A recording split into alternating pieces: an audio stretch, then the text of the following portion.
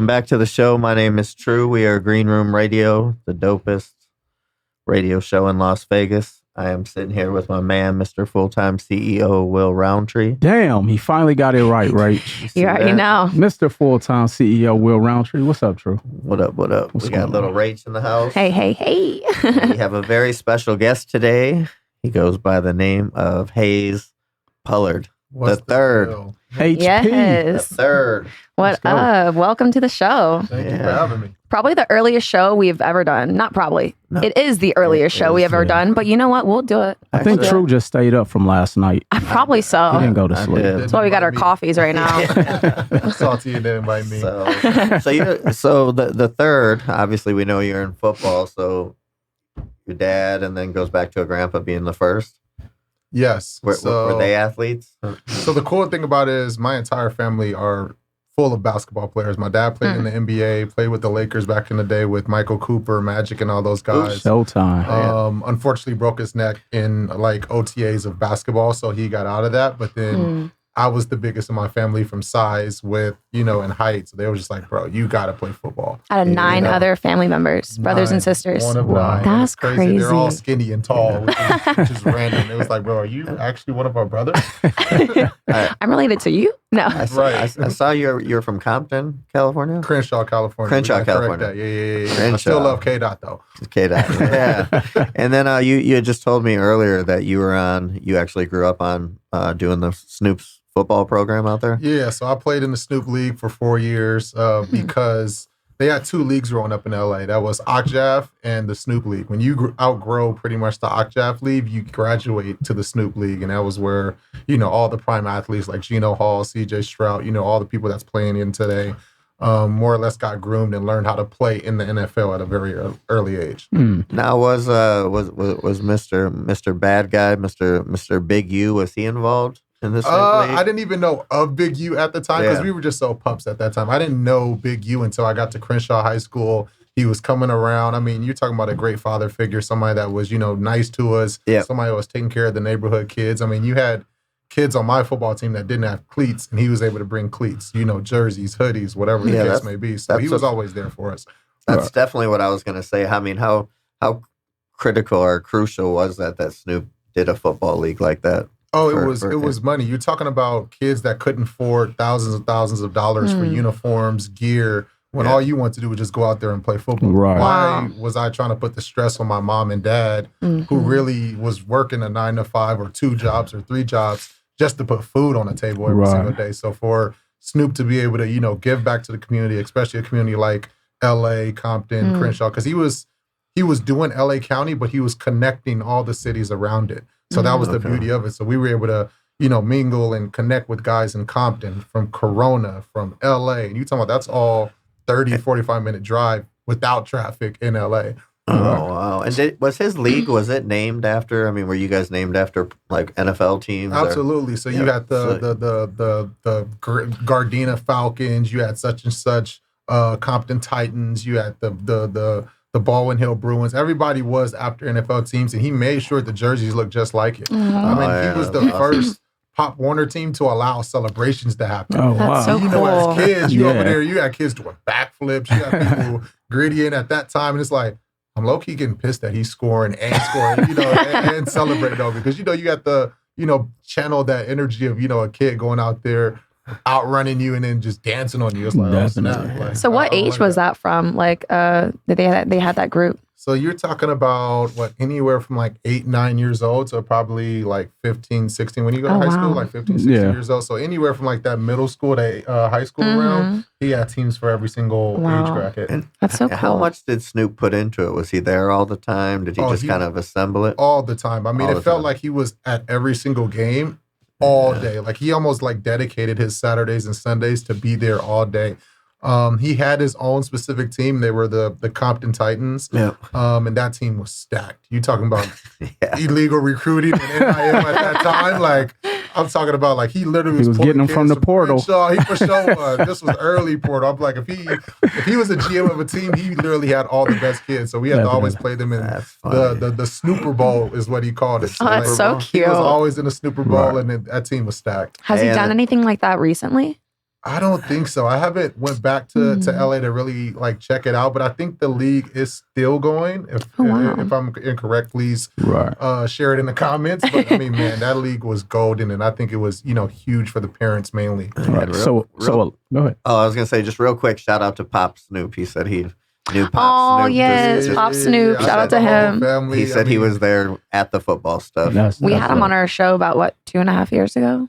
Great. About 2 years. He's ready to come back. What'd you have to say, Will? So a lot of talent seemed to come out of that LA County area. And so how was it being able to grow up and not only play with them from a young age at Pop Warner, but now seeing a lot of these guys in the league and go off and you all became successful together? How was that being able to kind of come together and play with each other? It was amazing. I mean, I think the huge testament was, we all stayed together as friends. Like I mentioned earlier, you talking about kids from Compton, from Corona, I mean, the Valley.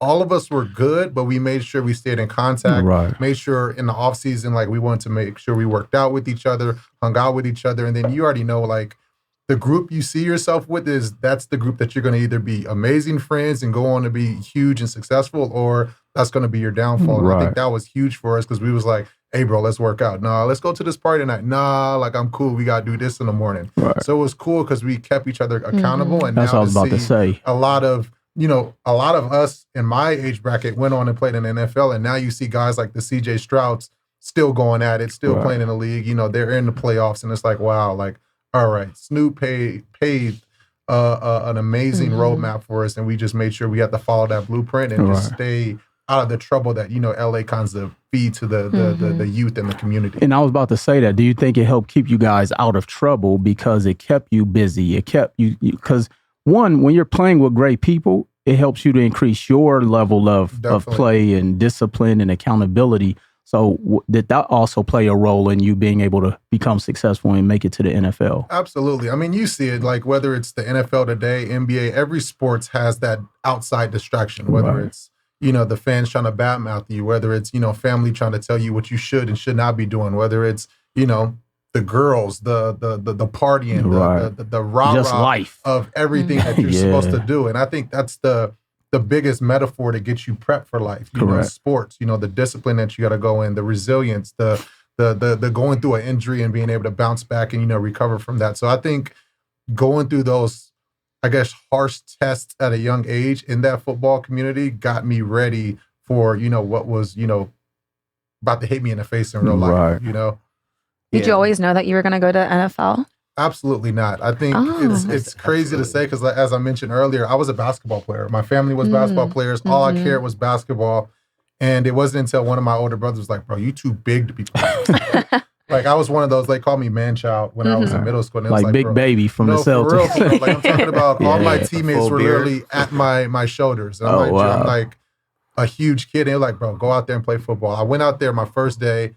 Hated it. I'm crying. I'm like, bro, take these pads off. Like, nobody like to run with pads on. I like to run in general. For sure. So with a helmet on, I'm like, bro, you're like, what is this? Running around. And it wasn't until, playing in Pop Warner, I get to high school, and then my sophomore year, I get my first scholarship. And I'm like, oh, wow. Oh, snap. I think I actually can make it to the NFL. And it didn't actually hit me until I got to college and they start, the press start coming out. People start saying, oh, you're actually really good. The legends like, Marcus Allen started coming back like, you got potential. You just got to stay the course. So like at that moment, I'm like, oh, I can do this.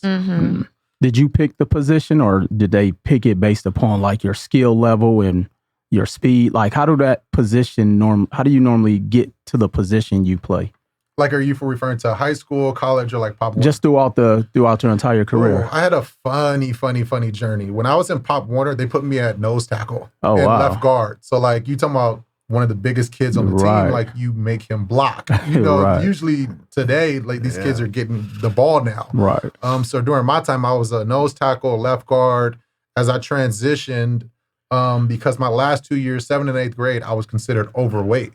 When you're talking about a kid that's 7, 8 years old, he's 6 feet, 215. That's not overweight. That's just they just had a what would you call it, a weight limit per age to protect these smaller kids from getting hit by somebody like me. I can imagine. Even today, they don't even have that anymore, which is crazy. But during my time, my 7th and 8th grade year, I couldn't even play Pop Warner football because I was so big. So I'm playing flag football. That's when they're like, no, you go to receiver, you go to running back. I'm doing all the athletic stuff. And then I get to high school, I'm like, I'm playing running back, I'm playing receiver. And I end up becoming one of the top athletes in the nation, which was cool. Then I get to college. Pete Carroll's there.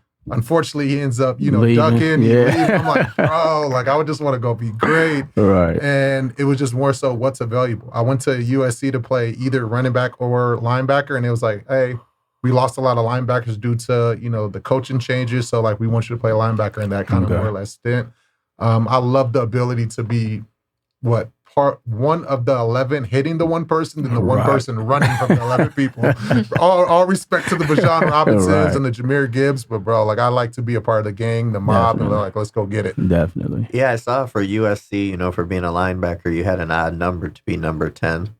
It's kind of like an offensive number versus a linebacker. I was a huge Brian Cushing fan during that time. I mean, that was somebody that I watched. I mean, you talking about Ray Monaluga was another monster, Clay Matthews, all these, great Trojans before me. Yep. And I was just like, you know what? Like 10 is like one of my favorite numbers. You have 10 toes, you have 10 fingers. That's the first double digit. That's the, number of completion for me. Tom Brady's number. I mean, I was thinking. I can't say I was thinking about Tom Brady at that time. So college number, I'm saying. But absolutely, it was just a lot of things biblically for me because I'm a PK. My mom's a pastor, so for me it was something that I want to be grounded in. And what is PK? Pastor's kid. Pastor's kid. Preacher kid. Whatever. Yeah. Okay. And then what did you think about being at UCLA? I mean, not UCLA. My bad. Fix that one. Gotta fix that one. USC. USC. Being at USC, the thing that I find crazy about USC, and I mean, USC, I think, has always had better athletes than UCLA, but do you think being so close to LA and that Hollywood scene and everything, it seems like a lot of these, the crazy players come out of USC, but they're just not smacking in the NFL. Do you think it's because of the distractions of being in LA and having that kind of, there's probably a lot of celebrity fans probably in the stadium and you're talking to them, and I think it's the best way. It's almost a fairy tale, as you mentioned. Being in LA, you feel like you're in the NFL before you even get there. Yes, I think it's what you're talking about right now with the NIL. Like these guys are making $5-6 million, and they're living next door to their head coach. In the country club while they're golfing. So for us, like it's a little bit very similar to those distractions that we talked about in Pop Warner when you got all that rah-rah around you. Yeah. When you get to college and you're at USC, you got Hollywood. Like I can say this now. I was partying with, the Rihannas, the Chris Browns while I'm 19 years old. I believe it. I'm sitting there, I'm like, how did we even get this section? Well, X person bought this section and you see Rihanna partying, you see Chris Brown over here. It's like, and at that time, they like 20, 21 years old. Like they're young themselves. They're not even, of age.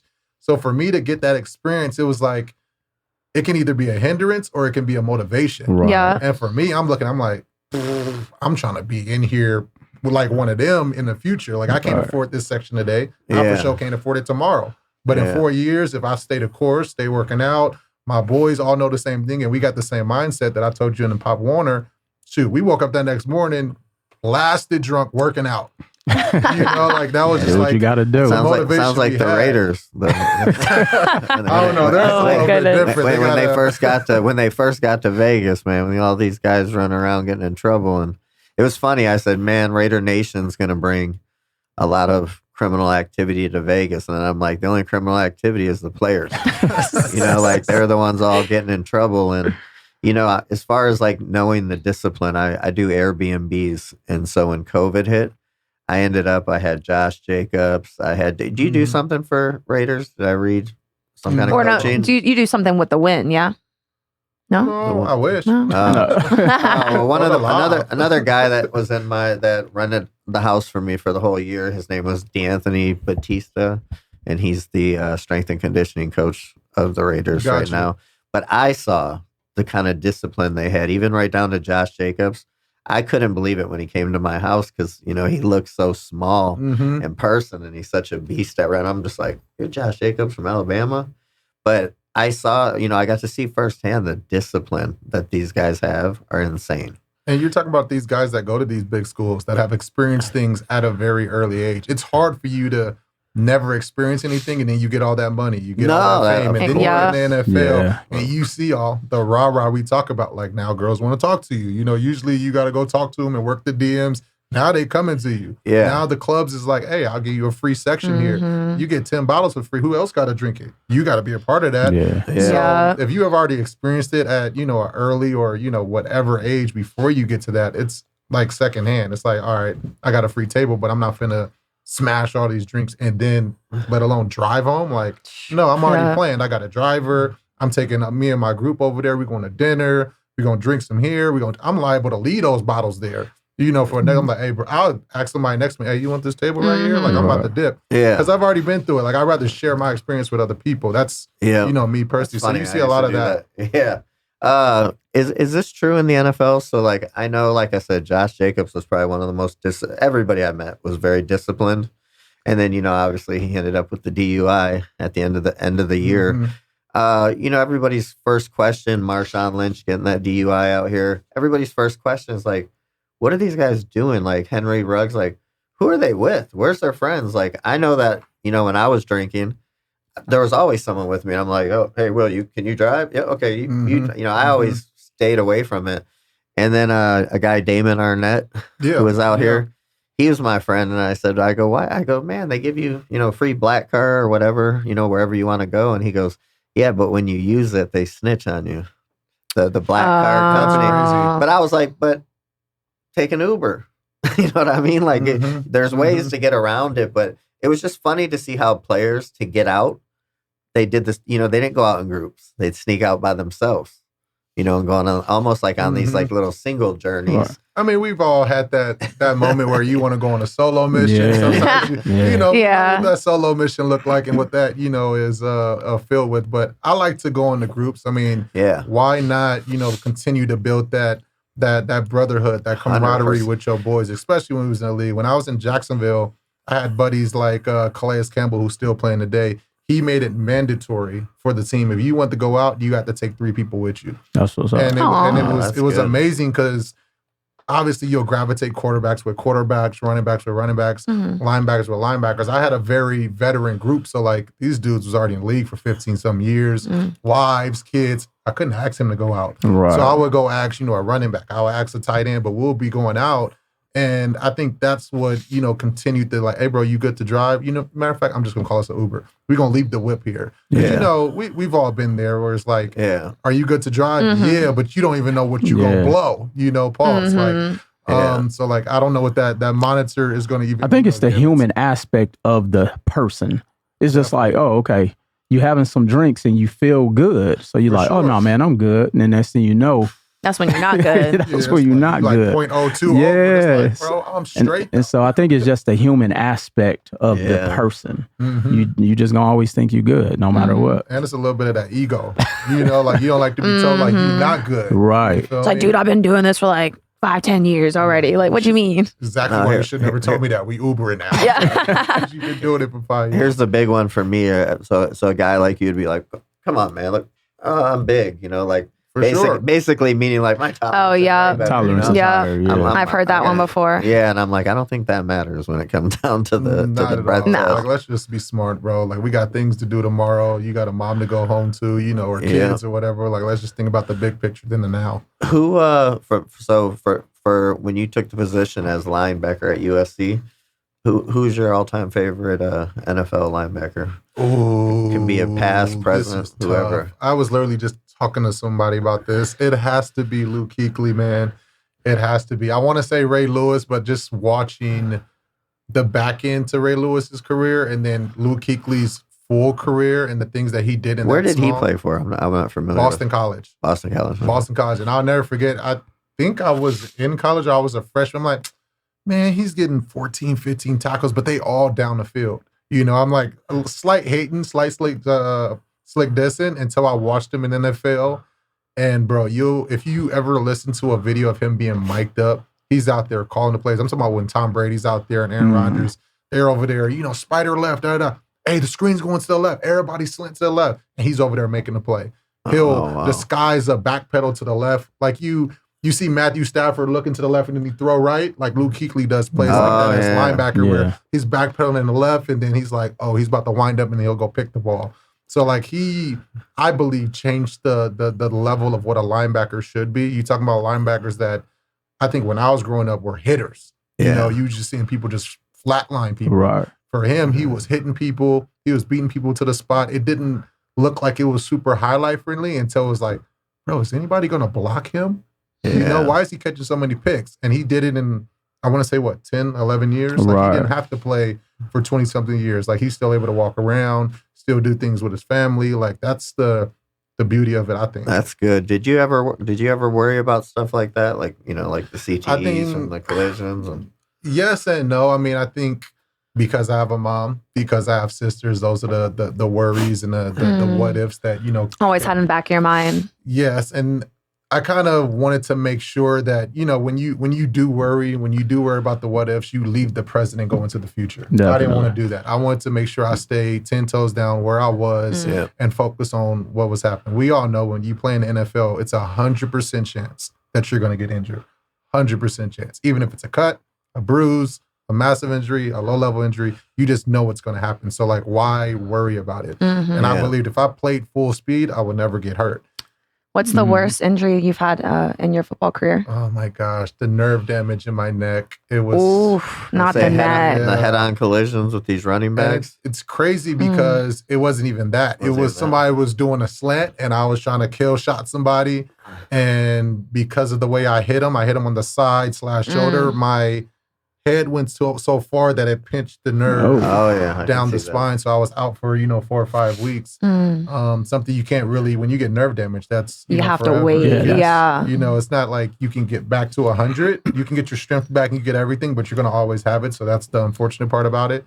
But other than that, walked away from the game 100% healthy, walking around, still live to this day. No broken bones? No broken bones. Damn, that's good. I mean, we won't find out CTE till one day I die. Hopefully I'm 150 and they figure it out. But yeah. Well, you definitely sound really well spoken. So I don't, like I said, I've even UFC's evolving right now. Oh my God. And you're starting like the Randy Couture's, Chuck Liddell's. I mean, they're bad, man. Now you're really seeing. And I mean, my favorite, obviously, a little bit before your time, but Lawrence Taylor. Oh, 100%. That's what the game was known for. Knocking the shit That's out of it, the period. offense. Yeah. Like, if they don't fear you, we're going to lose today. Who was your quarterback when you were at USC? Oh, I had a couple of those. Yeah. I had Matt Barkley, then had Cody Kessler, Max Whittick, and I think when I left, that's when Sam Darnold came in. Okay. So that's when they went on and won the Rose Bowl and shit. Now he's cooking, dog. Cooking. I was watching, what's his name yesterday? The Caleb Williams. Oh, he can go. And that's what, I was iffy about him. Like, I don't know if he's going to make it. He looks like he's got a great coach now that he took the line, that Brad Johnson. I've been telling people, don't let them nails fool you. Yeah. He going to go out there and throw that. So do you think that the Bears won or the Packers blew the game? Both. Packers blew the game. They for sure blew the game. But I mean, shoot, you still got to have good offense. Yeah, that is true. You got to put the points up. He was putting the ball in the right spots. That fourth and like 15? The road to the left. Oh, my gosh. I was like, what is going on out here? So, like, they blew the game. They were more so like, we got the victory. Let's just make sure they don't do it. And shoot, that coach put his coaching hat on, and they was out there slicing and dicing. That's crazy, and they couldn't figure it out. I was like, what's going on? So, $1 million question. Is the NFL rigged? I say probably on a micro level. It's hard to do it on a macro because you got 22 players on the field. It's hard for you to control 22 players That's a lot of outcomes that want to be great. Like if I'm sitting out there, you like, is it rigged? Like I'm trying to catch 3 pick sixes in one game so I can get paid next year. Well, let me not say rigged. Is there a script? Because I think it's a difference. I say yes, because if we've all played football before, in football, there's only 5 defensive coverages, cover 1, 2, 3, 4, and a couple of fire zones. And then on offense, you got inside zone, outside zone, short, medium, and deep pass. if you know it's only 5, like you can only call a certain So amount many of plays, right? You know, so like it's like, all right, when this coach is in 3rd and 2, he always plays man. So Right. if you know he's always playing man, you're gonna set up a Go play again, according to yeah. that. And that's where, you know, the situation when Tom Brady threw the pick on the 1, or my bad, Russell Wilson threw the pick on the 1 Right. because they assumed this coach was going to do it and he did something different. That's how some of these interceptions happen, because a quarterback can see, oh, they know the 3. pattern. You know, it's cover 3 right here. I'm going to be straight. This outright going to be good. Just like what happened in Oregon versus Indiana. Right. The outright going to be good. And if you watch that play in the first play of the Oregon game, it was supposed to be good. But that corner decided to be like, no, I'm about to go make a play. And he broke on the play because the defensive end was dropping to the flat. It was true cover 3. He didn't even get there, but the corner broke on it, made a decision, and look how it turned out. Right. So, like, it's scripted in that sense. And everybody that knows, like, the first 15 plays is already scripted for the offense. Like, they already got the 15 plays they're going to play, and the defense coordinator like, all right. Then after that, that's where the adjustments come in to see, okay. But It's like having a plan, though, like a strategy going in there so you know how to take your offense. What took the air out of me for life, and like I said, I always have thought everything's scripted, but that punt on the Raiders 30-yard line, like, bro, like, I mean, there had to be something else to do, besides that, like run out of bounds. But I mean, to punt on a 30. I had friends there at the game. They said the whole entire stadium was standing booing, but I'm like, nobody in NFL history. All you had to do is kick the field goal, and then it hit that point spread. So I'm like, how can Vegas, the odds, reach out to them, to reach down to the field, to reach down to this? It's a lot of moving parts, but it looks so real. I mean, I kind of believe it to a sense, because when you look at all the stuff that's going down with the NBA, you know, the scandals, the shave, and the it's a person lot. doing the unders, like that's why I said on a micro, if you get one person to do it, that's, you know, solidified in the game, or, you know, I guess mediocre, you really don't want to touch them quarterbacks because it look real. Yeah. But I mean, shit, they made movies, Longest Yard, like, come on, right, man. they came like, from somewhere. You know, like, that's why I'm like, you know what, I ain't going to put it past it, but it's hard for me to see, you know, tell Michael Parsons to do something, to tell Jordan Love to do, like, these players trying to make hundreds of millions of dollars. They trying to break the bank. They're trying to do something themselves. You know, like, well, I actually thought that was why the money is where it's at, you know, as I thought, well, they're getting paid some of these big contracts because they're the key players that are supposed to be pulling off these, you know, making these things happen. Or not against it. Not against it. Against it. I'm not saying it nobody is. Would. Nobody would be. I mean, it is what it is. But you know, they say that even with UFC, and it's like you think to yourself, well, how can you make a UFC? You can. I think that's a little bit. You know, fighting is fighting. I mean, it's hard for me to believe marketing fighting too. Like, you know, like I love what Jake Paul has done for the game, but I also dislike what he's done for the game. You know, like, he exposed I actually miss. That fight was terrible. Real boxers box. You know, I miss the Mike Tyson coming in there, and I think it's you're over. Not lasting for 20 seconds. I think it's pretty much done, man. For sure. Yeah. I don't think Jake Paul's going to come back. I think after this last one, I think that was the way of, like, they're like going to part ways out of it. You got these other promotions. You got what I just saw, like Aiden Ross doing something with like the porn guys. Wait, dude. Jason Love and Adam 22 and Adam 22. Bro, what is going on? I gotta say this real quick. Fuck Adam 22. True hates him. I've been fucking with that guy for a long time. Hey, bro, I want you to come play a celebrity poker tour. Let's do it. Hell, put me on a table with. Oh my gosh, True will talk so much shit. Adam 22. This is how bad of a beef we had. It all started because he tried to book Eminem, but dude, he is a BMX rider. Then he's doing hip hop. Then now he's a porn guy. Now he's pimping his wife out. And I've always had a problem with him. And then finally we were talking shit back and forth on social media. And I'm like, okay. I said, I'm gonna get he goes, we're going to run into each other sooner or later. And I said, it's going to be sooner because I got the booth right across from you at the porn convention. He gets me 86 from Resort World. Wow. I'm like, you little fucking snitch. But so if that's not scripted, Jason Love should destroy him because we ran into Jason Love last year. Remember when we went? Jason Love is massive, bro. We're not, pause for Adam pause. 20. Yeah. Like that. Yeah. Well, Adam 22 isn't a fighter. I know. I mean, you can just. Most people aren't fighters, bro. Yeah. I be looking at gang members. Most of them not fighters. No. Like some of these football players be talking that talk. They ain't about that life. Not fighters. You be seeing NBA players like NBAs are definitely we not fighters. We literally been practicing basketball, football, whatever our entire lives. Yeah. Have not boxed since middle school when that was our last fight.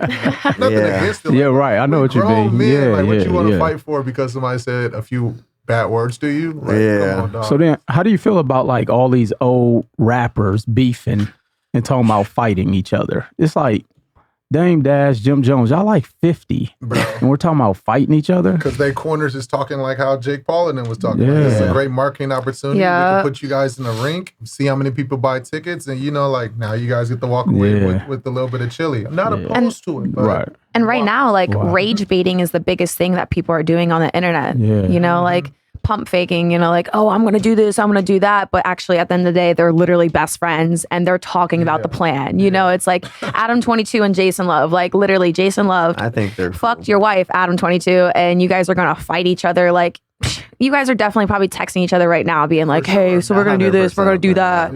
Like right nowadays, it's because of like a sports betting. It's gotten so big. The thing that's weird about that fight is they're doing it in LA and they're doing it on the 23rd, which is, the AVNs are from 21st to the 24th. So there's the reason why. So they're going to do right. it. Yeah. So they can have a watch party at AVN and then the next day they come to AVN. Oh my God, blah, blah, blah, blah. And they want us to talk about it just like this. Yeah. I mean, hey, it does work. It's all marketing.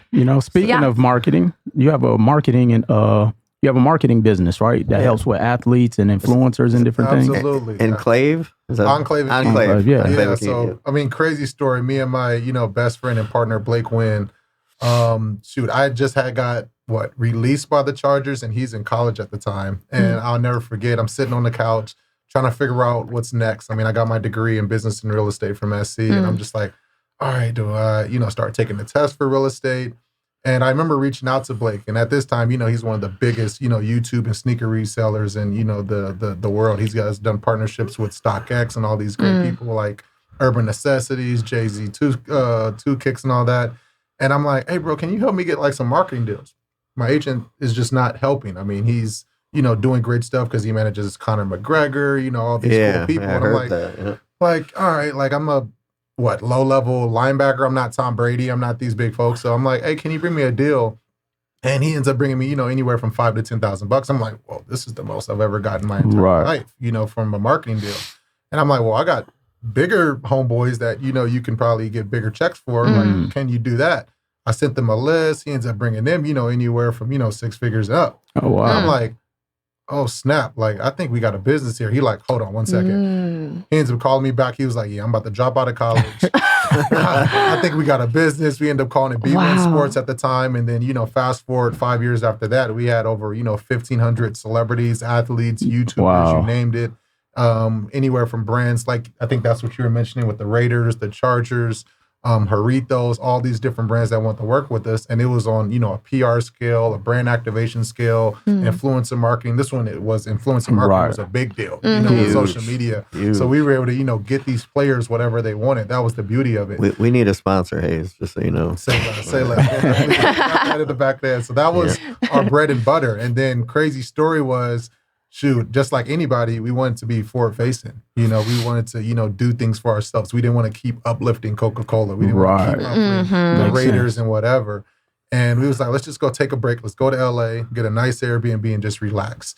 And at this time, Blake has already been playing poker for years and years on. Like I don't even know how to play poker. I don't even still to this day. I always say I play poker, but it's just a different kind. Oh, understand. See, I didn't even know. I think the only card game I was hip to was the Uno. No spades, bro. Don't know how to play spades. Okay. I always watched it. I'm the one that's drinking in the back, goofing it around. Like, bro, I'm rage baiting everybody. Love it. Oh, you lose, take a shot. Like, that was me.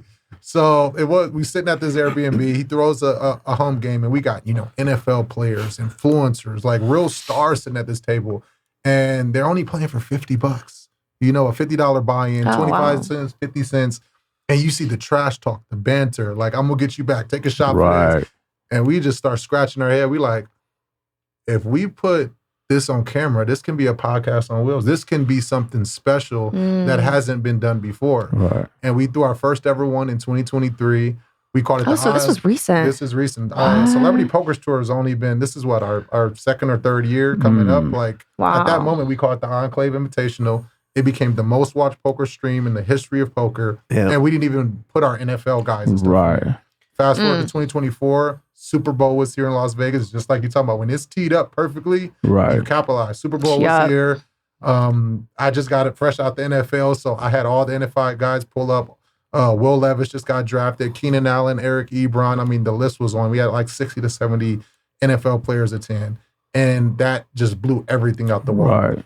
And we call it the Celebrity Poker Tour. And at that moment, the rest was history. We've been throwing 8 to 9 events every single year. I'm surprised nobody had that name. Bro. No. Yeah. We're sitting there like, damn. What? You got World Poker Tour, World Series of Poker, Hustler. I'm like. No one ever put the celebrity in front. Well, the thing about it is poker has been trying to tap into that space for a long time. Whether the name was there or not, they've been trying to do it. They just didn't have the right people. 100%. And we've had the marketing machine sitting there already. We had the PR, we had the brand activation. All we needed was more or less a space.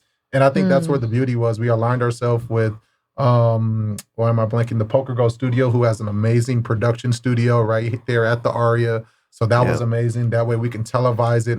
It's streamed on not only all of our players' YouTubes, like the Bryce Halls, the Tenna Mojos, because you know they have millions of followers, but also on like Fubu TV, our personal YouTube. So it's broadcasted, to millions and millions of people to see. So now you get to see your favorite NFL athletes without their helmet. You get to see their personalities. You can see them next to, an India Love, next to a Dwight Howard, who's then sitting next to a Bill Pote, who's then sitting next to, a Sidney Thomas. It's just all these different walks of life that get to mingle. She sent me a video of Dwight Howard, like, oh, look at him on this thing. And I was like, dude, Dwight Howard's massive. Massive. He's a massive NBA And he's player. funny, too. Hilarious. He's so funny. Hilarious. So it's so awesome to see those guys and, ladies come in there and just have fun with it. Are you only in Vegas, or when you say poker tour, you guys going to other states? So right now we are only based in Las Vegas. In Las Vegas. We are in preparations to take this thing international. I think we had the goal of calling it Celebrity Poker Tour for a specific reason. Yep. And I think that's where, this year, that's when we'll, expand to, probably in an international level. I know we just had our first one in, last year, December. We had our first ever Bahamas tournament with them. And it was dope. Amazing. It was awesome. I mean, you're talking about a free vacation and to have poker. I mean, that was a win-win for us. So why not start to expand it to, the F1 Monacos, the Super Bowl in the Bay Area. Like, I think you just travel with all these cool type of events. Well, especially I hear a bunch of, casinos are coming to New York. I mean, you guys can bounce around. I mean, you can go all kinds of places. Oh, for sure. For sure. What's the buy-in? So the thing about it is we take care of all of our players' buy-in. No so way. it's technically a free roll. All the chips that's on the table, fake money. The good thing about it is when you place to the final table, that's where the money more or less gets in. So for our invitationals, we put up a $50,000 prize pool, and then for the championships, we put a $100,000 prize pool. So first place can get anywhere from $20,000 to $50,000, and then it trickles down all the way to like 9th or 10th place. That's cool. But it's cool. It's just like what I was telling you when we were at the Airbnb, just seeing them play for fun. And you're talking about, and the cool thing about it is none of them know how to play poker. I was about to say that. Tell you, Yeah. No wonder everybody, I watched that girl. That probably makes it more entertaining, though. Like, what the fuck am I watching? I just went. But I'm here for it. Who's the belt holder? The girl who just won the belt. Oh, Mackenzie Dern. Mackenzie Dern. So I was just, watching UFC people, and they're all in. And I'm like, man, poker players don't be going all in. No, right. And it's the beauty of it. It's just like, let your personality show. Like, the money means nothing to you. But guess what? If you win, you get to take some home. It's awesome. And who pays that? Is that sponsorships that pay the real money? Is there a buy-in for them? So we take care of everything for the talent. We more or less want them to come in, have a great time. Obviously, the bar's open, the food's there. And just show your true colors. I mean, a lot of these celebrities don't get an opportunity to show their true personality. When you go to a podcast, you kind of like, a lot of these top tier celebrities are already trained for media. When you come in the Celebrity Poker Tour, as I mentioned, you got 9 people from different walks of life, whether it's the same industry or different. But now they get to just sit here and joke around. India Love sitting next to Dwight Howard, like I mentioned. They have never seen each other, but they're shooting the shit. You have Michael Phelps all over. Yeah, that was my. That's freaking cool. You're like, I saw that guy Nev. I'm like, but Nev from Catfish. I was like, wow, dang, there's really everyone here. Out of everybody, that is freaking cool. Steve-O's next. You should get Steve-O. Oh Wouldn't that be hilarious? So good. I just saw he did something with Mr. Beast or whatever. Yeah, he's on Fear Factor, right? He's one of the hosts. He's doing Fear Factor? Yeah. He's the main. Oh, he's on what? He's the host. It came on last night. Definitely. What? That's kind of fire. That's cool. Okay, now I'm going to watch Fear Factor again. I haven't watched that in like 15 years. Yeah, Joe Rogan was the Fear Factor guy. Dude, I know. That's how I started watching Joe Rogan. All of these dudes, I hope they hear all of this. Theo Von, Kevin Hart, Steve Aoki, all you guys, like, bro. I feel like Diplo, whatever, whoever else you want to name, Marshmallow. Green Room Radio. Hey. No, and he told me. So when you say you don't have to know how to play poker, I mean, is somebody advising you, or I mean, like, what is? Yes, it's relaxed. So, like, not only are the players like, what should I do? You know, you got some people showing hands. I mean, that's the frowned upon stuff. But again, we have the dealer that's sitting there like, you have, you know, a couple of options. You can check to see a free card. You can bet, you know, any amount of money, or this is the minimum amount of money. So, like, you have a little bit of coaching, and I think when you have a brand new player, they end up learning because, you know, a lot of the beginners luck kick in for a lot of these people. That's real. They're like, oh, this is my first time playing, and then they get top 10, and they're like, oh, I know how to play. You know, and it's like, all right, like let's run it back there. Right. Yeah. They get, you know, bottom 5. It's like, all right, I was a little too aggressive this time. And it's like, bro, that's the beauty of poker. You can't. Well, it's kind of like that Pai Gow poker. I mean, when I first started learning that out here, I mean, you could literally show your cards to the dealer, and they'd be like, oh, here. I don't even know. He said he hit me with. I'm like, that feels like that's like something at the Wynn or something. I learned how to play poker the first tournament we ever threw. Oh, I love that. See, I don't even know how to play. On camera. Play poker. On camera. Yes, and luckily got in the top 10. That's what I'm saying. That's that beginner's luck part. Yeah. So you're even a part of the tournament as well? No, not anymore. I did. I played in the first 4 tournaments, and the 4th one was the championship, and I literally ended up almost winning the Oh my! Wow. You're like, wait a minute. Like, then everybody had been like, oh, that's fixed now too. Yeah, right. Yep, this is a setup. And it's crazy because I'm just getting random hands. I think I was like, all right, I got my like last $100,000 worth of chips, and I'm like, all right, like, let me get aces. Crazy part is the person in front of me get ace king, the next person gets ace queen, and then I get aces. And I'm like, oh, are you serious? Sheesh. Ends up winning like the pot, and I end up going from like $100,000 to like, you know, $500,000 after that. But again, like, you just never know what can happen. We've had King 6ix9ine the Great, who's, you know, a social media star in itself. He literally never played poker and won our entire tournament. Wow. How many people do you have on your staff that actually has to, you know, I know you obviously probably have somebody has to reach out to the celebrities just to organize everything. It's crazy. We're the same group that we created the marketing agency is, which is like what, 8 to 10 of us handles the celebrity poker tour. That's cool. It's probably myself and probably 2 other people that, you know, acquire the talent. Yep. But again, that's all the relationships that, you know, I've created, you know, through my NFL career. Yep. Same with my partner through the influencer realm. Like, and we just kind of, you know, all double back and just merge those worlds and just like, oh, this person knows that person. You know, streamers know athletes know models. And it's just a revolving circle. It's like, hey, bro, can you connect me with this person? You think they'll be down? Yeah. Oh, no. And then you just keep it going. Like, yeah, I told Rachel we were discussing this yesterday, just how hard it is to get hard. people to just come in here on a weekly basis.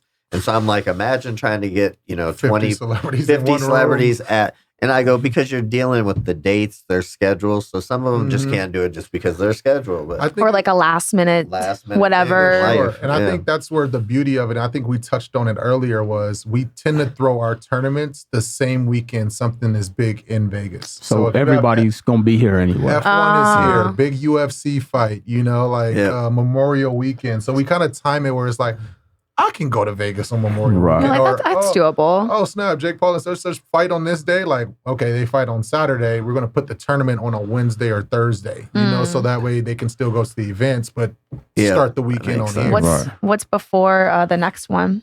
So the beauty of this one / curse of this one is we have to all, because it's Super Bowl and it's our NFL tournament, we have to throw it after the Super Bowl. Because if you try and throw it the day of or the week of, you lose a lot of those, you know, NFL guys, because a lot of them get a lot of marketing opportunities in that specific state. Right. So we realized that after year 2, it was awesome when Super Bowl was here. But then moving forward, it was like, okay, let's just throw it a week after, because it was, Valentine's Day, Mother's Day. It's a lot going Super Bowl. on. So I was like, much, dang, I couldn't yeah. take from I can't take from the women, 'cause most of them No, yes. are married and stuff. So like this year, we're doing it a week after Super Bowl on a Wednesday, so that way they can, handle all the things they can come to. And it's a random Wednesday. You can come in, leave, Fly in for the day and then fly back out. Right. Absolutely. Whatever. So yeah. it seems like you found a passion that you actually are enjoying and having fun. Mm-hmm. Do you think that it's hard for a lot of players as they're transitioning to find that it thing? Absolutely. I mean, Yeah. it's something that I didn't even know I had. Right. I played in the NFL for 5 years. I tried to go into coaching and realized that was an uncomfortable situation. And then tried to come, over here in a marketing realm where I was in a whole brand new realm, communicating with people that I usually don't communicate with, business owners, business execs, networking, figuring out how to, share business cards, how to, bring value to other people rather than ask people for stuff at first. Like, those are the things that I believe if you apply all that determination, resiliency, eagerness, tentativeness that you learned in NFL, you can apply that same thing in whatever you want. It's just a matter of that switch that needs to just cut on. But it absolutely, it's very tough at first, but it was tough when you first learned how to play football. Right. It's tough when you first learned how to go into UFC. And I think that's the beauty of it is, what did Kobe say? Like, you got to embrace the tough parts about it, and then everything else becomes easy. And the reason I asked that question is because I've actually worked with a lot of athletes. And one of the things that I see, not only with athletes, but people in the entertainment industry, once they're out of that lifestyle, it's been hard for a lot of them financially because their financial responsibility is still the same, but the money isn't the same. So now that you work with athletes when it comes to marketing and different things of that nature, have you seen a lot of them declining just mentally because they don't know what to do to keep up that lifestyle financially? For sure. I think it's a bunch of different things. And I try and have, sympathy as much as grace, when I think about it, because I was in that spot when I was sitting on the couch. I mean, it was for a short time, but I know some people that, have to prolong that because they're trying to figure out things. Definitely. And I think when I was thinking about all of this, it's like you talking about an athlete that's been trying to get to the NFL since they were 6 years old. And that's literally all they've known. Their mom told them to go to school, focus on them grades, and then you figured out how to do everything else. So you're talking about 15 years of doing one thing. Yeah. Like these managers, probably your uncle coming in and like, hey, you need to figure out plan B. I'm not trying to hear about plan B. Plan A is my only option. That's it. Because you already know when you focus on plan B, Plan A gets distracted. so like as a young kid, that was it. And I try to tell a lot of these, athletes that are behind me, it's like, focus on plan A, but practice those tools that you do in football. Why, as a receiver, do you communicate with your quarterback?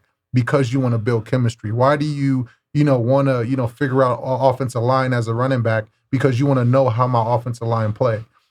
I think those same principles apply into the real world. If you know a business, exec at, ESPN, what can you use in that? Are you a great talker? Is it somebody that you can go in there and become a broadcaster and stuff? I think that's the way to apply yourself and figure out how to plug and play. It may not be ESPN. It may be, you want to start your own podcast. It may be, you can be a speech coach or some things. And I think that's where you got to have that patience with yourself. Yeah. Because you're patience and grace. Because when you're doing something for 15 years, I think this is for anybody in the business world. When you do something for 15 years, it's hard for you to start over and do something else. Right. And I'll be trying to tell the NFL guys, like, you've been doing it for 15 years. Starting over is not going to be easy. Yeah, that's what, so like in music, I dealt with that for a long time. I got to, basically, I don't say retire because I still do it. But when I got to basically stop, I spent 10 years like, what is my purpose? Like, what am I supposed to be doing? Like, where do I work? Like, where do I go?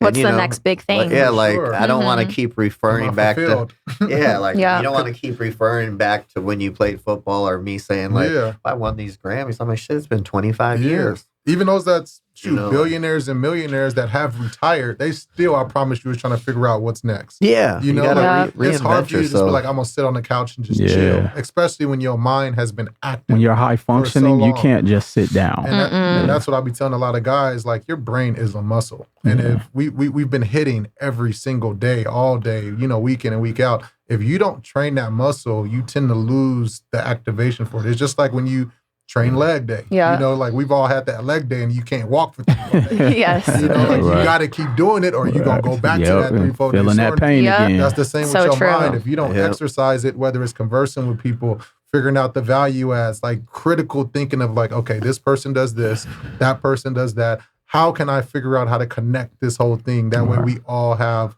you know, a mutual value to give to one another. And I think that's what a lot of players, I think athletes in general have. It's just a matter of like, I think it might be the motivation from their peers. It might be the motivation from athletes not talking to each other in general and figuring out you got to do it yourself. Because that's how we more or less raised. Like, if you got an issue, go figure it out yourself. So is there like a life skills kind of like arm of your marketing agency? Yes and no. I wouldn't say it's something that, you know, we have, you know, a class where it's, you know, 20, 30 some people. I think it's that space is kind of oversaturated, whether it's the NFLPA or the NFL just doing it just because they're trying to do some tax write-offs or whatever. And I'm not discrediting anything 100%. they're doing. I think, you know, a lot of that is just like they're just trying to do it because they want to say they're doing something for their NFL athletes because they have to. A lot of the OGs, you know, went through a lot of this. But I'm like, we need a lot of people like the Aaron Donalds, the Aaron Rodgers, the Tom Brady's. Like, those are the people athletes want to hear from. You know, like, the only reason somebody wants to hear from me is if they know me. Like, I can't go to a Stephon Diggs who's trying to seek life after football and talk to him unless I know him. You know, like, even though, you know, I went through the NFL, I went through marketing, I started an entire business from ground up. Like, sometimes they just don't want to hear it because you're not at their person. level. You know, or you're like, not at where they're at. And I'm like, fair game. But again, like, we got to start from somewhere. Everybody wants that, oh, I want 10 million in 2 years. You know, I want to start a business and it be successful overnight. Like, it's just like the podcast. That's what's crazy in podcasting. You know how I was telling you that we had lost several people, and now that we have this group, we've been pretty solid for about a year. But everybody wants to sit down and just think that shit's going to happen overnight. No. And I'm like, this world today, it's not. You don't have to put the 15 years in like Breakfast Club and Joe Rogan. I think you can get something around the 5, but people sit down with you in a chair for 2 weeks and they're like, no, like, why are we getting a deal? Like, why aren't we whatever? And I'm just like, bro, we've only been doing this for like 2 years. Like, what do you mean? Why? Yeah. You got to put your dues in. I tell myself it's the 10-year period because it took me 10 years to realize that I can make it to the NFL. I'm like, it's going to take me 10 years in anything I do, whether it's a relationship, like whether it's, you know, starting a brand new business. Like, yeah, I'm in year 2, but I got to grind. To even stay stable. 100%. It's successful right now, but I'm like, for it to be sustainable, I got to be able to do this for 10 straight years. Now, hey, you might want to clean the 10-year relationship part up because people going to be like, it's going to take 10 years to propose to somebody? I'm just messing with you. No, you absolutely right. Yeah, but I'm that's like, funny, I think it's something that we just got to grow from. Because, you know, when you talk about relationships, like we want the love at first sight. We want to be able to do something. And you're talking about a lot of these marriages right now is like 50-50, you know. Man, you don't even know somebody till like 5 years in. You know, like, it's crazy because not everybody show they, you know, colors right out the way. Like, honeymoon phase can be 4 years. No, fact. You know, like, especially if you live in, you know, long distance or if, you know, you don't want to show those true colors. Right. Like, if this lady was in a business realm and I'm in business in a different business realm, we only see each other when we can see each other. It's different when you actually live with each other. So, like, I'm not saying it's 10 years. I know, I'm just messing. No, big facts, but it can get there, you know, like. Hey, going back to the poker. So what do people, when you say you don't have to know how to play, what do the people who really do know how to play, does that irritate them? As it should. Yeah. But again, it's still fun because, like, you know how to play poker. And I don't know how to play poker. I might be sitting there with a bottom pair, and then we all know cards are going to be cards, and then I end up hitting a river, you know, bottom set. Yeah. You know, but you got all your money in at an 83% chance, and then that beginner happens. So, like, it gets the reaction out of the people because you know how to play poker. You're serious. You're locked in. You know, like, I'm good. Yeah. Because the numbers tell you good until it doesn't, and then guess what? That reaction I get out of you when it doesn't go your way is going to be a genuine reaction. And then this person that doesn't know how to play, that reaction is going to be through the roof because they had a 18% chance it hit, and then they hit river straight. That's just like It's like playing blackjack. I remember one time I was at the Sahara. This one they used to have the dollar table. So I'm dating myself. Oh, gosh. And so I'm playing like $25 a hand. The guy on first base is playing $2, and he's hitting like a 18 and winning.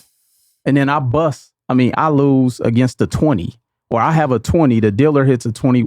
It's just all type of crazy stuff. So that beginner's luck. So beginner's luck is real. So I can only imagine of somebody who doesn't know how to play poker, irritating someone who's a great poker player. Right. Like, how the hell is this person winning? And my bad to cut you off. They know that it's part of the game. But you got somebody like a Tana Mojo who's sitting there. She's like, I hit a straight. She just starts running around the whole get down. I love Tana. And then all you can do is just laugh because you're like, bro, I got my money in. I did everything right. And it's like, well, I got to try and play again. Right. Because she's not a better poker player than you. But again, it's those cards. Those cards are. I just don't know. I ask all poker players, I'm like, is there just that divine luck? And they say, yeah, but I mean, Phil Ivey's one of my good friends, and I call him the serial killer. But I'm like, it's almost like card counting. I mean, when they're really paying attention to what everybody's... for sure. They know what's coming and what's going. Oh, yeah, the serious bets, for sure. And that's why it's hard for us to get those individuals in there. We've had Maria Ho play, and she's literally won every single time she's played. So then that's almost like not as fun. Exactly. And it's like, it's nothing against the poker world, but again, it's like, bro, we got 60 beginners and you are literally the top 10 in your in the world. Yeah. Did I see Phil Hellmuth? Did I see him at one? Bro, he's at every single one. It feels like he's always popping up. Like he's never played, but he's like he's just. I'm trying to explain. Like he's our Bruce Buffer of the celebrity poker tour. He's pulling up. He's announcing. He's talking trash.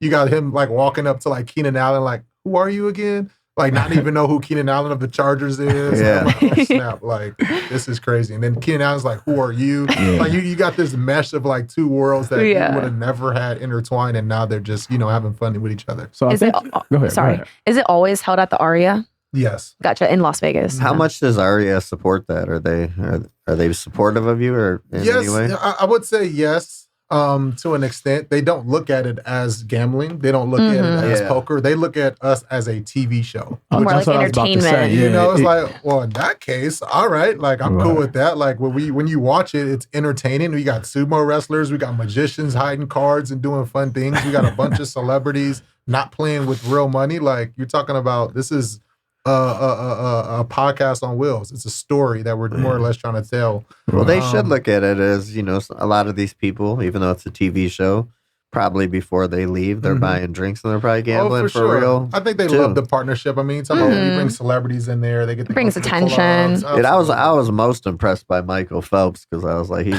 the man. He was a University of Michigan swimmer, but Michael Phelps was a good one. You're repping a lot of colleges on here, man. I know, man. He was a college guy for sure. No, I grew up in Michigan, so I grew up in the Tom Brady area. Michael Phelps for sure. He's one of the. I mean, you talking about the most decorated, athlete of all time. I mean, Michael Phelps in person was a surreal moment for me because you're talking about that was what it was for me. Just watching that on your thing, I was like, we're sitting there and like just like how we're talking right now. That's how he was. Like he was a human being. He was not.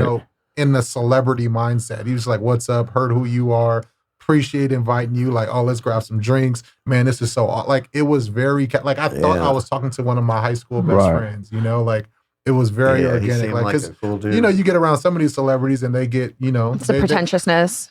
For sure. And they're already, I don't want to say everyone, but again, like he was a one-of-one individual. And I mean, I would always hold him to a high regard. Put Tekashi 6ix9ine in there. Oh my God. You're talking about a personality. I don't even know. He's actually pretty funny. He's actually pretty funny. He's in jail right now. That table. Speaking of like rappers, have you ever had any rappers at the celebrity poker tournament yet? Waka Flocka, yeah. I saw Damn. Okay. That's good. He's pretty cool. Sharp mind too. Extremely sharp mind. Yeah. Locked in. Very. And then we had 24 Karat Gold. I don't know if you guys remember him. Eon Dior. So we had a couple of artists. We had, no, Tyga backed out. That was unfortunate. But I would say those, that would have been really cool. Yeah. But we're just trying to dabble in all these different industries, whether it's streamers, artists, athletes. But that's one thing I noticed, when she brought your page to our attention is, something we always said once we're pretty established in here, but our goal is to, get out more and, you know, go and do more like live broadcasting at nightclubs, at events like with what you're doing. And, you know, I think in the future there's a lot that we could bring to the table, you know, just off guests. And did you say the next one was going to be all NFL players? Yes, mostly NFL players. Yep. What was the last one that I'm seeing when I saw Eljo and Mackenzie Dern? Was that more UFC gear? No, that was just, I think that was just because it was our first international tournament, just seeing who was more or less available. Slash, you know, big time names. I mean, you're talking about Mackenzie Dern. She's the champ of the world. You're talking about Jenny J. Wild. She was on Jersey Shore. Yeah. I know her husband was there, Zach Clayton, who's big in the WWE space. India Love's one of the biggest streamers, you know, female streamers today. So I was just trying to bring a cool group out there and seeing how the international scale worked. Because again, the main thing that I think a lot of people don't see is that production, making sure the quality of production. It's work. You know, like we can shoot these podcasts all day, but the production don't look good when you post it. Yeah. You can't What's the point of it? Yeah. Do it over. So like that was the biggest thing for us, is making sure that looked good with the right people. And I think that's what, you know, it turned out to be. So as I'm watching it, when I go online and watch, the thing that I notice, especially with the players, it gives them an opportunity to do something outside of their normal realm. And it's almost kind of like therapy for them, like a therapy release and just them having fun. Because when you're a high functioning individual, you don't get to have a lot of fun. Absolutely. Because you're disciplined in whatever it is that you're doing. So just to be able to offer that to them, I think, man, this is going to be huge for you, man. Space, so I'm looking forward to seeing, you know, how this just continues to grow and you guys go international. And next thing you know, you got a pay-per-view.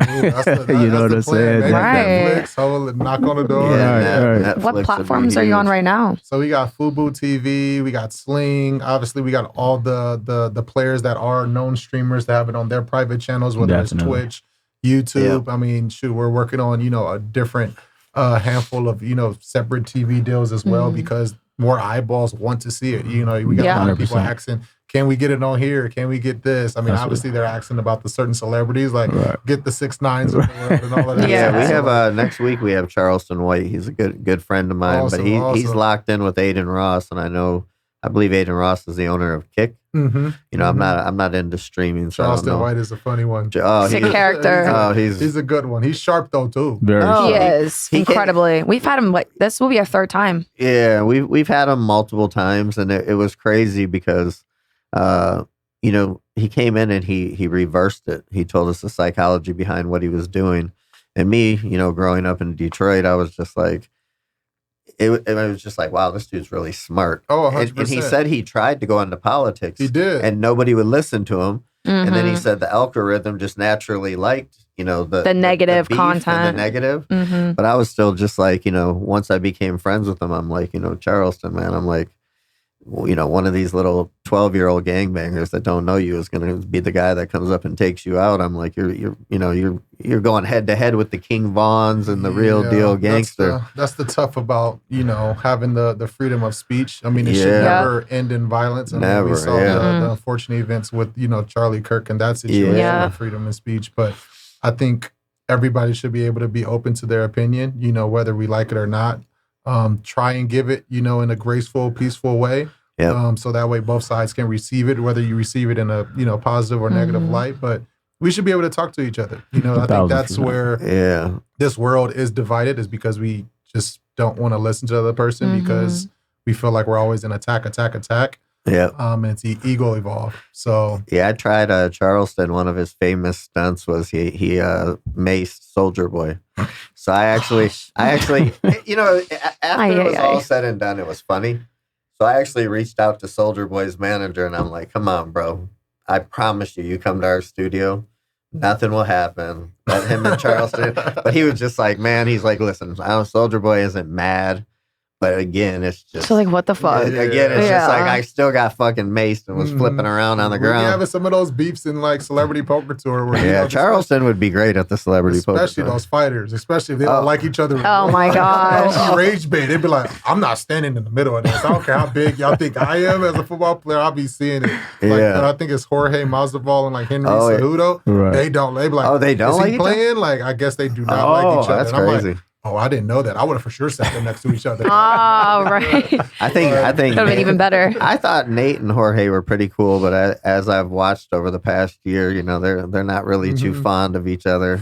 It might have been Masvidal and Kobe coming. It's one of the, Oh yeah, Kobe. so it might have been those two. And actually, that's those I bet fighters is like serious. Like it'd be like, nah, like I will fuck him up if I see him. I'm like, Yeah, and they fight. So, 100%. like, actually, all right. I'm in my head like, that would be some good content. Oh, yeah, I'm like, no. Get the B-roll film in. I'm like, I'm gonna actually hire a full camera crew for this. To, like, set up the rink in the middle of CBT around the table. So before we get out of here today, because we're almost at our time, let's talk about this podcast you do.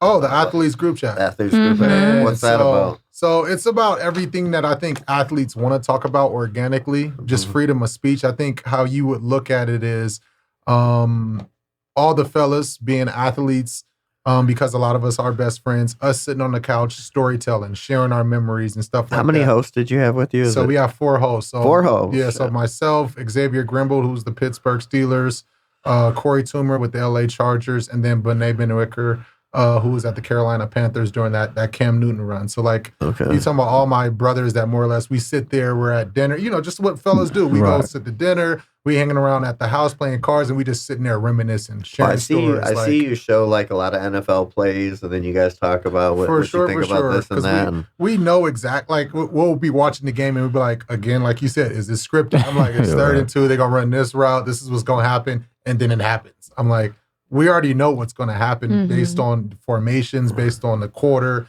down to this. Like, these coaches aren't telling a story, but if you're not in it or been in it, that's where things change. So then obviously we have our, guest every once in a while. As you already mentioned, like, don't really want to be guest driven. We just want to share organic content, and then the followers will follow us and just, change it up that way. Where do you guys do the podcast at?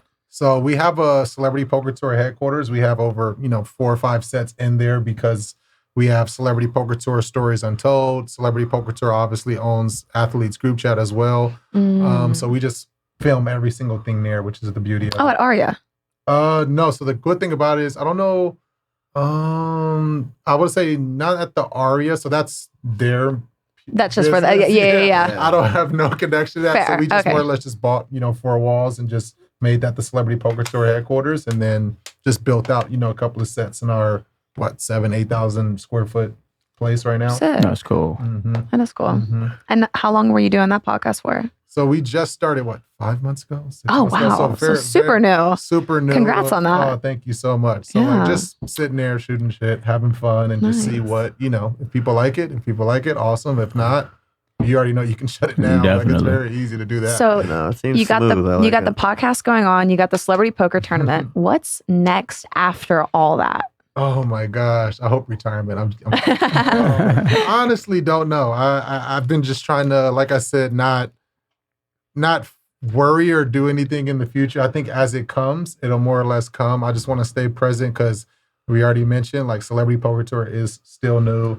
Athletes Group Chat is still new. So like, I have to get those things off the ground and rolling and sustainable. So maybe one day somebody would want to buy it, and we can figure that part out when it costs the thing. But I'm always open to new ventures. I think time is the most important thing, but I think I have a lot of time because, I'm having fun with what I'm doing right now. So, yeah. That's amazing. Heck yeah. Okay. Well, where can people find you at on the internet? So I would say mainly Instagram. All my tags are Pullard. I mean, I love my last name. Again, I'm the 3rd, so I want to be able to pass something to, my son one day. Is your son the 4th? No, I wish. No. I had 3 boys that one of them would have been a 4th, but no, I want to give my son and daughter their own unique names. Their names is Saint and Soleil. So yeah, but Instagram at Pullard. That's PULLARD. That's probably the best way. How about the podcast? Athletes Group Chat. Super simple. That's on YouTube. That's on TikTok. All the social medias that you want to go check it out on. Okay, and what about you, Miss Lil Rach? Yeah. Oh, you can find me on the interwebs at Lil Rach, LALRAYCH. All right, Mr. Full-Time CEO. You can find me at Mr. Will Roundtree. That's MRWILLROUNDTREE across all socials. What about you, True? You can just find me just on Green Room Radio. That's my only page. So I tried to keep up with these kids with 2 pages, but I just can't seem to get that straight. But we appreciate you coming, man. You're a cool dude. We hope that we can see you again. Hopefully we can do some. Hopefully we can assist you maybe in getting some players for your next open poker matches. That'll be love. Appreciate you guys. Right, gotta come check it out. Oh, please do. February 15th. Peace out. Peace. See ya. Thank you. Green Room Radio.